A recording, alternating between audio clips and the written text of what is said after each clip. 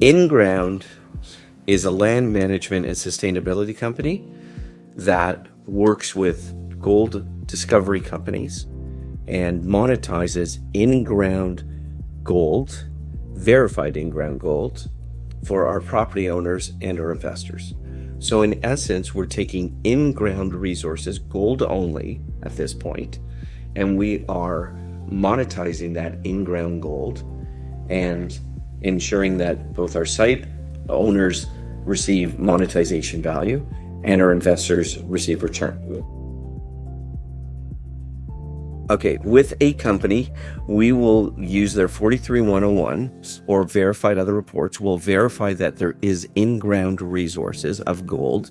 We will then purchase those ounces of in-ground gold from the site owner. We will also enable sustainability programs like carbon and ESG programs, potentially avoided mining to start, and then we will tokenize those ounces and make them available to the public at large. Well, we have, as long as we can get a qualified person to sign that off, and we would have our committee look at that, as long as it's qualified, and we have to be geopolitically stable as well, obviously, because we're keeping resources in the ground, right? So it's very important that the geographic areas we work with are geopolitically stable. I mean, it's the nice way of saying this, but ultimately, we've just seen recently, an African region which was very much a geopolitically stable region for mining now start to nationalize. So we have to be assured that we can keep resources in the ground and have control over them for 30 years. Gold, because if you look at gold, about 93% of all gold is translated into stored value, whether it's jewelry. I mean, some people wear all their jewelry, some people keep jewelry in storage. And so jewelry has a stored value, as does coins, bullion, central bank deposits. So we, only about 7% of all gold is actually used for trade purposes. So gold is the perfect place for us to start. And we see a long-term value of staying in gold. Our goal is to monetize almost 250 million ounces in the next 10 years.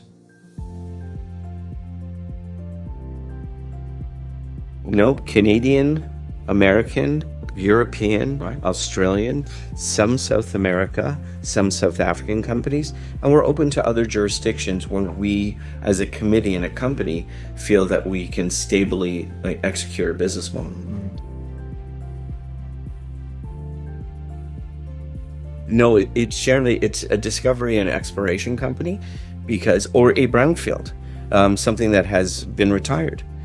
Producers are producing gold, and we want them to continue to produce gold. So buying product that's in the ground doesn't actually equate value for that.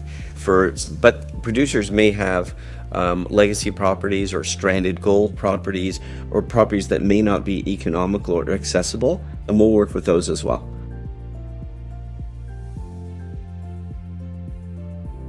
Oh, that person is our PR communication person. But again, we could work with him in those regions, of course. We have looked at some parts of Asia already, but not Central Asia yet. Not saying Central Asia. It's a new opportunity for us. We're looking globally. And we're looking to support companies that want to execute on their business plan. I mean, ideally, the challenge for most small to mid-sized companies, whether they're private or even public, is, and I'll use a public example. Right. The public example is really when you look at the number of ounces they have versus their market cap. Well, they're trading at, $8, $10, $15 an ounce. And the challenge is the more that they raise to execute their business plan, the more dilution they have. Our program creates revenue. So when we're buying in-ground ounces and we're creating carbon and ESG programs which create future asset value and future revenue value, we're putting revenue on their books. So it's non-dilutive capital.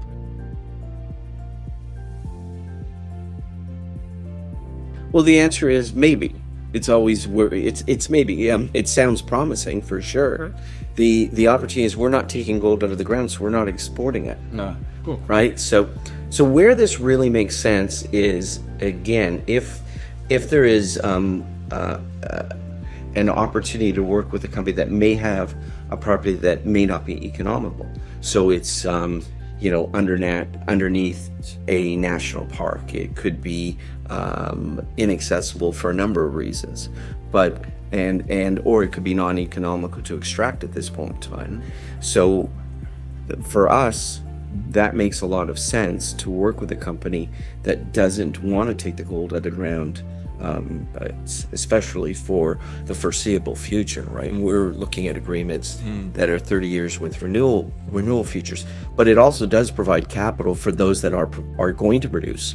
So without diluting the capital structure, it's really an interesting economic model because it creates value for the producer, it creates value for our investors, and it creates sustainability models. They are both institutional and retail investors, and they are global.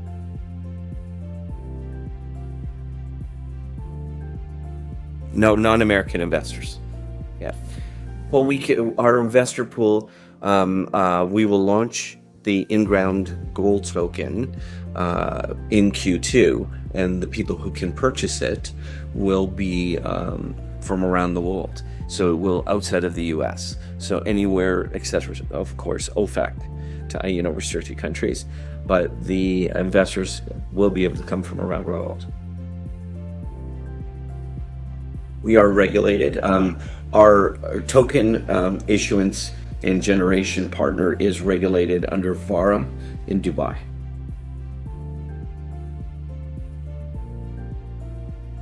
We don't have to, because of the process that we use. Our token issuer and generation program only has to be registered. Yeah, it's blockchain based, yes. But it's also the way that we market has to be back to Dubai. We believe it's very unique. In fact, so much so that we haven't seen a direct competitor. There are companies that are quote unquote tokenizing gold. That's not anything new. And with our addition of sustainability products and the unique model that we offer, it allows us to work with both private and publicly listed companies without impeding their regulatory issues. Well, what's your... Oh, that's interesting. I want to stick around $5,400, $5,400 but it's already been beat. So I'm going to sort of go with the consensus and say about 56 to 6,000. Really, we're looking to support global opportunities. We really are. And because we're new, we're learning as we go. So there will be some areas. Our CEO, Professor Lisa Wilson, has an exceptional background in global mining and global carbon ESG and sustainability programs. So we really have, and she is an expert in blockchain as well.